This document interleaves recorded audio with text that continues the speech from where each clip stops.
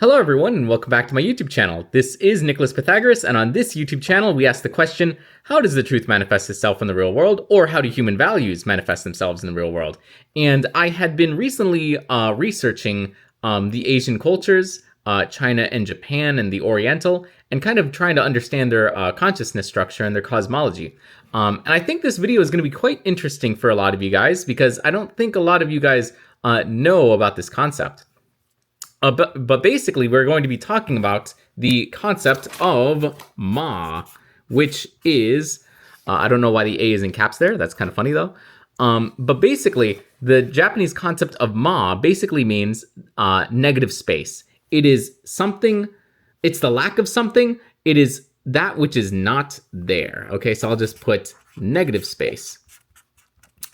And it is something that is not there, or that which is not there. And basically, it's pretty cool because, I think that when people think of Japan, they often, first of all, one of the things they think about is the Japanese emphasis on silence, and silence is basically the lack of sound, think of it like, the lack of something. Silence is the lack of sound.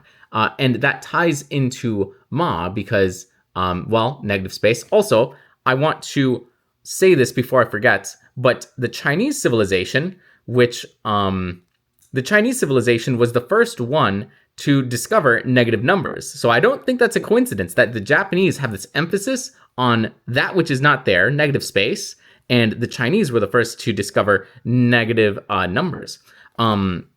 I know they're two different countries, but back in the past, I want to say, I'm not sure which century it was, but probably 500 AD, if I remember correctly, 500 or 600 or 700 AD, the Chinese actually influenced Korea and Japan, and so their cultures kind of intermingled, and so it's no coincidence that that Japanese philosophy emphasizes Ma, and the Chinese were the first ones to discover the first civilization to discover negative numbers. Also, it's very interesting. While I was doing my research on Japan and Asia in general, but mainly China and Japan, but basically when you're doing research for a country, I think a good way to go about it is you want to understand the mythos of something, and you want a legendary-esque mythology. When you're trying to study the country in question, you want to go to its mythology. And since we live in the 21st century now, the mythology is actually in movies, it's in cartoons, it's in TV shows. And so basically, thousands of years ago, first of all, mythology was oral. It was passed down through word of mouth. But then it became poems, it became books. And now in the 21st century, it is movies, TV shows, and cartoons. And the most prominent media to come out of Japan, at least in the realm of cartoons, is anime. And so basically, I started watching Naruto to understand the Japanese consciousness structure. It was for research, it was for science. So basically, and it did not disappoint. It actually lived up to its expectations, or lived up to my expectations, because it was very encyclopedic. And that's the thing. I was listening to this one professor on YouTube who said that the mythology really, it's like an encyclopedia of a world culture, because it encompasses everything there is to know, most of the things there is to know about the culture, especially if it is popular. Because if it's popular, that means it resonates with something. It connects with it resonates with people on a spiritual level, a spiritual being, on a consciousness level. It relates to them on a certain level, especially if it's popular. And we see this all throughout Naruto with, the nine-tailed fox and chakra and this life energy, and especially with the concept of Ma, shinobi, and ninja. Basically, if you don't know Naruto, which, it's not, I guess it's not many of you, but basically the premise of the show is it's about these ninja / shinobi, which, to be honest, it's kind of like the same concept. Ninja, shinobi, same concept. But ninja, the first rule of being a ninja is the art of deception, being hidden. What a coincidence. What a coincidence. Being hidden. And in real life, ninjas had to be masters of deception because they were spies. They were, recruiters for information. Basically, they would go in enemy territory and they would collect information, gather information. So they had to be hidden. And sometimes if they had to go into, like enemy territory, they had to like be able to deceive the other, the enemy.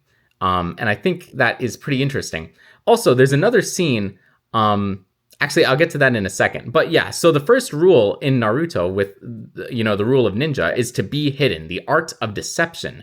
And the next one is that, there's a constant recurring reference to being hidden, because in Naruto, they have these villages. And so they say it's the village hidden in the leaves. It's the village hidden in the mist, for example. So they have this recurring theme of hiddenness, of of that which is not there.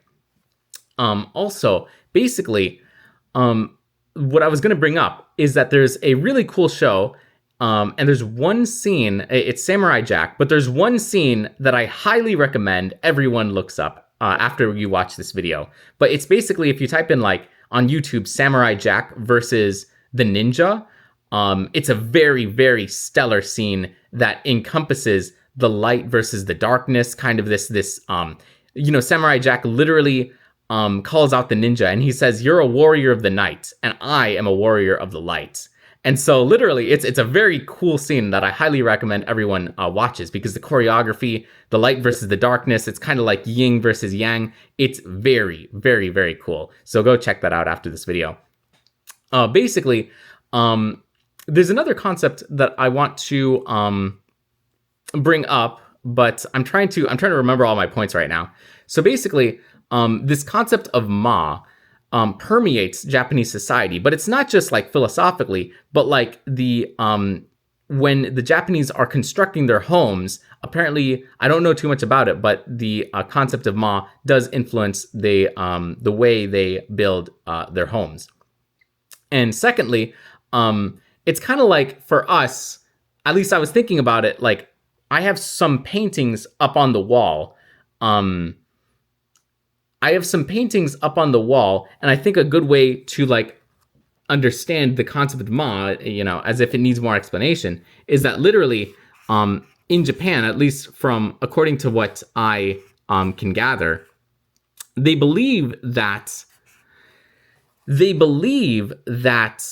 the of something, that which is not there, actually gives the significance to that which is there. Now, if that sounds confusing, it's like the reason I was bringing up like the paintings that I have on my walls is because in the Japanese mind, from my understanding, the emptiness of something actually emphasizes the importance and the significance of that something which is there. Basically, the emptiness of the walls gives significance or importance to the painting, which is pretty interesting. And I want to give one more thought on this, but it's kind of like treasure versus people, like subject versus object. Is the treasure important because it is intrinsically precious, or is it important because other people find it important? And I think that's a very deep ontological question even. So if you have any thoughts, let me know them in the comment section below. But I'm going to go on with this video. And so basically, there's one more concept, or I guess one more idea that is, there's one more concept that is related to in a certain way, and I'm going to explain that. It's pretty interesting how it's related, but that is the concept of judo, the martial art of judo. And something that is very important in judo is that the emphasis is that you're supposed to use your enemy's force against them, use your enemy's strength against them. And it's very interesting because although I don't think he was like a judo master, I'm not really sure. I want to bring up Bruce Lee. He has this very famous quote that says, "Be water, my friend." He says, when the water is put in a cup, or poured in a cup, it becomes the cup. When water is poured in a glass, it becomes the glass. When water is poured in a bucket, it becomes the bucket. So it's really a metaphor for adaptability. It's an explanation to be able to adapt to new situations, to be able to, adopt certain things.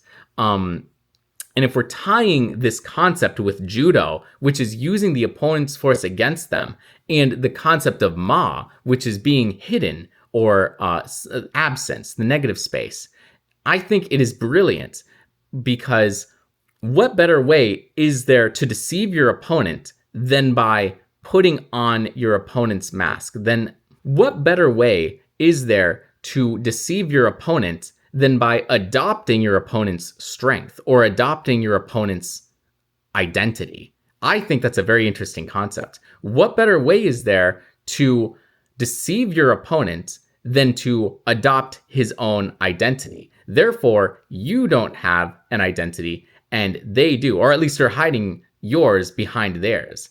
And the concept of judo, which is using your opponent's force against them, the concept of ma, which is being hidden, something that is not there, and Bruce Lee's, although Bruce Lee was Chinese, he wasn't Japanese, for the record, and Bruce Lee's quote about being water and being adaptable, being able to adopt, being able to adapt to different situations. I think it's a very interesting idea of deception, hiddenness, absence, and that something which is not there.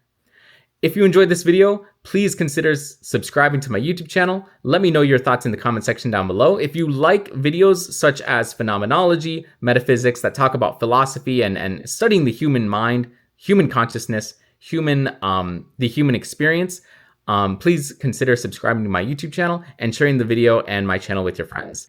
Other than that, guys, I hope you have a great day, and thanks for watching.